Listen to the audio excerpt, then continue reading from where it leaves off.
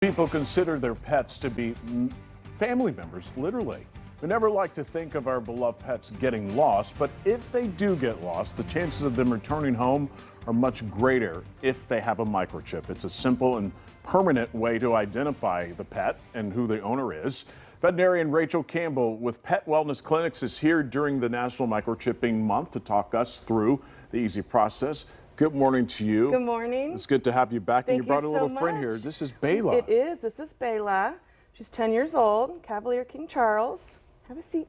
She's deaf, so we're just kind of like, can you sit there, please? Thank you. She's watching her owner right now. Yeah, she is. Close attention. Let's talk about microchipping. How does it work? So basically, we have these products here. They have a couple different types of products that basically have in big, kind of a little bigger needle on them. They have the microchip within it.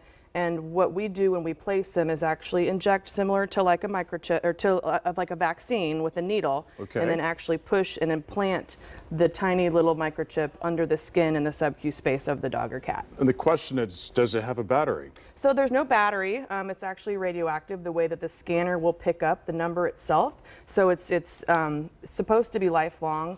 As far as its effectiveness and being able to work the rest of the pet's life, yeah. How easy is it to implant in the pet? So it's very easy for us to do typically. So obviously everything that we do for pets does have to do with how cooperative the pet wants to be. Yeah. You know, just like a person, not everybody likes needles.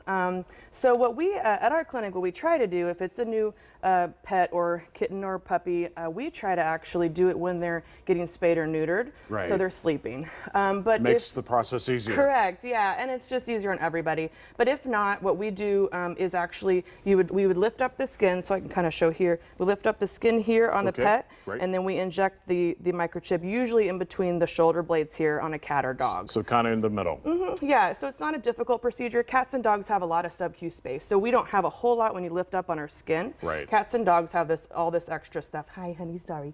All this extra skin here, so there's a lot of space for them to have that microchip implanted under there. Once that microchip is in the pet, you have to remember to register. Yeah, so that's a big part of this. So obviously if that's in there, it's not really doing anything. And so if someone, say the pet gets lost, it gets picked up, if you find a pet, obviously you still want to use a collar with your information on it, right? Smart. Because you still, if your neighbor gets your dog, they call you. But otherwise they can take it to a veterinary facility or to a humane society or shelter, and they'll have scanners, so similar to this, and they basically just will run it over there, and then it'll read the number on the screen that shows the person what the actual number of the microchip is. That goes to a computer. The person that has the microchip number puts it into the computer, and that's where the information has to be. Our clinic, we actually, when we implant microchips, we automatically include the person's information into that to the company. But if you get a pet and you have it microchipped, that doesn't only happen if you go to like a shelter. Sometimes they may have it's your responsibility to actually register it yourself. So it's so important if your dog is microchipped or cat that you check to see that it's actually registered with the company, so that if someone finds it, they have your phone number and it's updated. Makes sense. Very quickly. Yeah. How long does it last? So it's supposed to last forever. We like to, if we think of it, or if you're ever not sure, we can always scan it at any of your exams throughout the year or at your yearly visit. They used to kind of migrate a lot. Doesn't really happen as much anymore, but it's supposed to be lifelong, so it shouldn't be a concern. Bela, very good. Yeah. This has been good. Rachel Campbell, as always, thanks for stopping by. Thank you so much. Appreciate it. For more information on getting your pet's microchip and any information concerning the clinic, just visit our website. You'll find more information on Pet Wellness Clinic at fox59.com.